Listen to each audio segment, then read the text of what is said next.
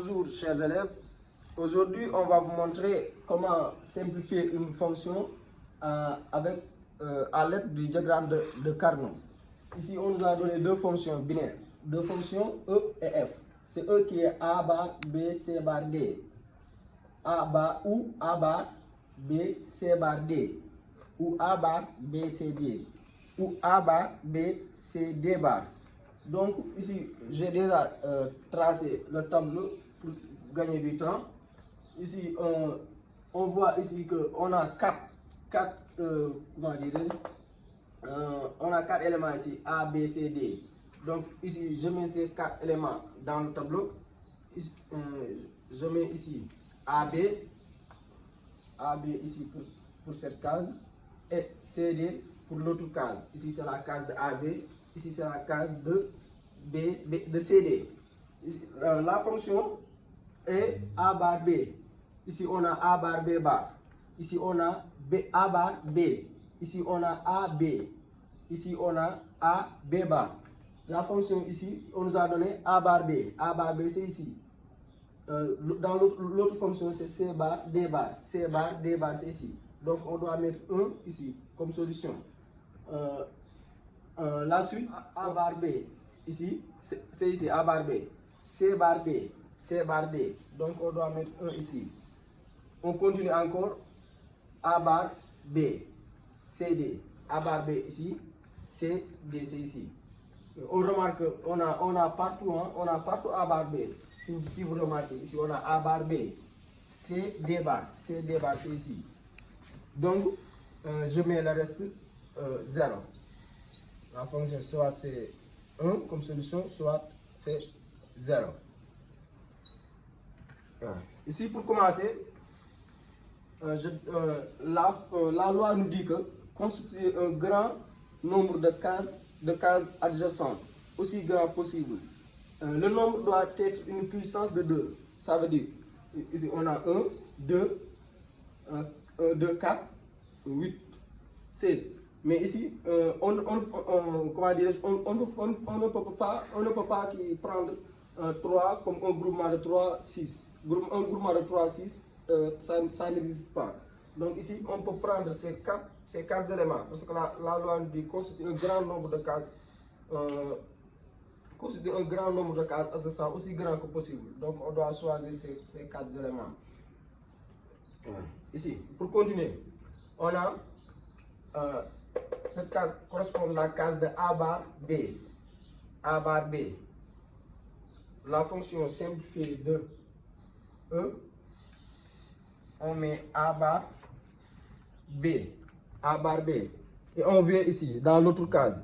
On a ici C bar, D bar. Ici C bar, D. On voit que D change. On ne prend pas D. On continue. On a C bar, D. C, D. On voit aussi que C change. Donc on ne prend pas le C, on ne prend pas le D. Donc la fonction simplifiée de cette équation est A bar B. On continue pour l'autre fonction qui est la fonction F.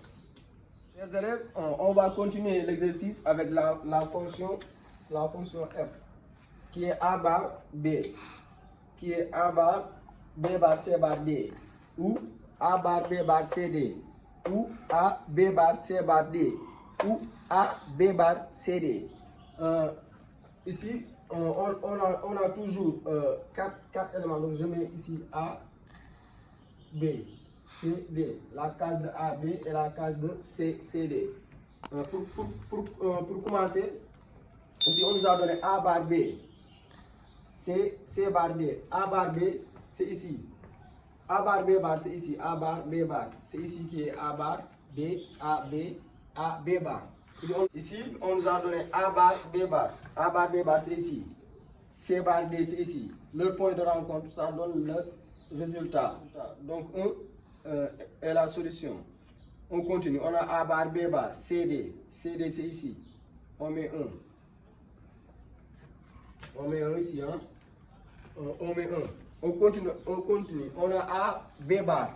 A c'est ici, B bar c'est ici. C bar D. C bar c'est ici, D. Donc on met 1. On continue. On a A, B bar. A, B bar. CD, CD c'est ici. On met 1. Le reste c'est 0.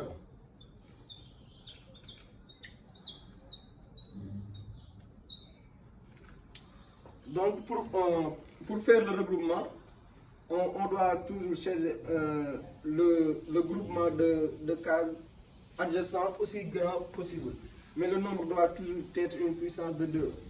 Ici, je vais considérer ces 4 cases.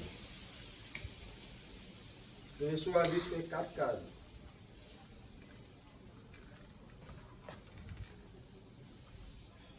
Ici, il y a certains élèves qui pensent que on a 2 cases ici et 2 cases. Non. Et alors que c'est non. Alors qu'on a 4 cases. J'ai fait une petite illustration ici. C'est la même fonction. Hein? Si vous voyez, c'est la même fonction. J'ai choisi 1, 2. J'ai choisi 2 cases ici, 2 cases. Mais si on essaie de faire, de tourner la feuille ici, on voit bien et bien que on a 4 cases. 4 cases. Vous voyez. Donc on doit prendre ces 4 cases. Pour continuer, la fonction simplifiée de f est, on a A bar, B bar ici. Ici on a A, B bar. On voit bel et bien que A change. Ici on a A bar, ici on a A. A change. Donc on ne prend pas le A. On met B bar. Vous voyez. On a fini dans cette case. Dans l'autre case, ici on a C bar D, ici CD. C bar D, vous voyez, CD. On voit que C change. C bar, ici c'est C. Donc on prend le D. Donc la fonction simplifiée de cette équation est F égale B bar D.